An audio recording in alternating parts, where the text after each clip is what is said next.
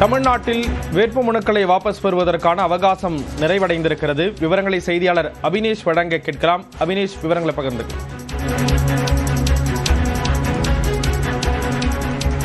தமிழ்நாட்டில் வரும் ஏப்ரல் 23ஆம் தேதி வாக்குப்பதிவு நடைபெற இருக்கிறது. இதற்கான வேட்புமனு தாக்கல் கடந்த மார்ச் 30ஆம் தேதி தொடங்கி ஏப்ரல் 6ஆம் தேதி வரை நடைபெற்றது. மொத்தம் 4 நாட்களில் வேட்பாளர்கள் தங்களுடைய வேட்புமனுக்களை தாக்கல் செய்திருந்தாங்க.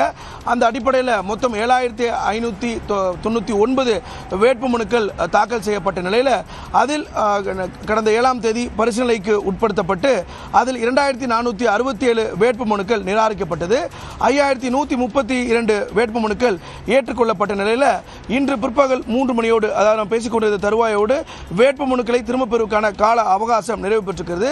இதுவரை 158 வேட்புமனுக்கள் திரும்ப பெற்றிருக்கப்பட்டிருக்கிறது. இருந்தாலும் இறுதி வேட்பாளர் பட்டியல் முழுவதுமாக வெளியாவதற்கு இன்னும் சில மணி நேரங்கள் ஆகும். ஏன்னா சம்பந்தப்பட்ட 234 தொகுதியில் இருக்கக்கூடிய ஆர்ஓக்கள் இறுதி வேட்பாளர் பட்டியலை அந்தந்த ஆர்ஓ அலுவலகங்களில் ஒட்டுவாங்க.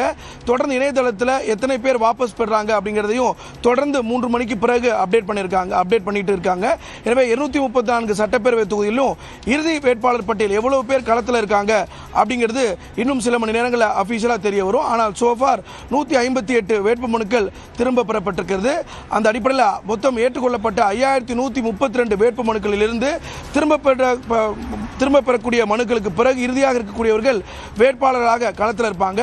திமுக, அதிமுக, நாம் தமிழர், தாவேகா உள்ளிட்ட கட்சிகளை சேர்ந்த வேட்பாளர்கள் இந்த தேர்தல் களத்தில் இருக்காங்க. குறிப்பாக அந்த அடிப்படையில் பார்க்கும்போது அதிகபட்சமாக தமிழ்நாட்டில் கரூர் சட்டப்பேரவை தொகுதியில் 89 வேட்பாளர்கள் தேர்தல் களத்தில் இருக்கிறாங்க. குறைந்தபட்சமாக உதகை, கூடலூர் மற்றும் அம்பாசமுத்திரம் ஆகிய தொகுதிகளில் தலா 6 வேட்பாளர்கள் தேர்தல் களத்தில் இருக்காங்க. அந்த அடிப்படையில் இறுதி வேட்பாளர் பட்டியல் வெளியாக இருக்கிறது. இந்த 3 மணிக்கு பிறகு ஒவ்வொரு 234 தேர்தல் நடத்தும் அலுவலகங்களில் இறுதி வேட்பாளர் பட்டியல் ஒட்டப்படும்.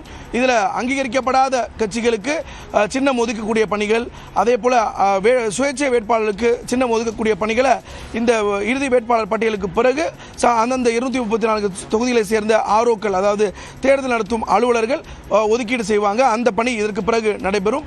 அந்த அடிப்படையில் தமிழ்நாட்டில் இன்னும் எத்தனை வேட்பாளர்கள் தேர்தல் களத்தில் இருக்காங்க அப்படிங்கிற நிலவரம் இன்னும் ஒரு மணி நேரத்தில் தெரிய வரும். அந்த அடிப்படையில் வாபஸ் பெறுவதற்கான கால அவகாசம் நிறைவு பெற்றிருக்கிறது. நாளையிலிருந்து வேட்பாளர்கள் தங்களுடைய முழு வீச்சில் தங்களுடைய சின்னத்தை முன்னிறுத்தி வாக்கு சேகரிக்கக்கூடிய பணியில் ஈடுபடுவாங்க. ஸ்ரீராம்,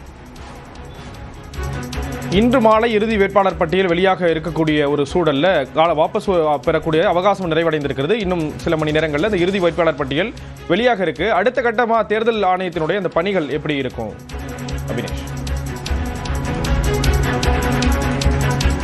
பொதுவாக அங்கீகரிக்கப்பட்ட கட்சிகளுக்கு சின்னம் ஒதுக்கீடு ஆல்ரெடி இருக்குது. அதே போல் அங்கீகரிக்கப்படாத பதிவு செய்யப்பட்ட கட்சிகளுக்கும் தேர்தல் ஆணையம் சின்னங்களை ஒதுக்கீடு செய்திருந்தது.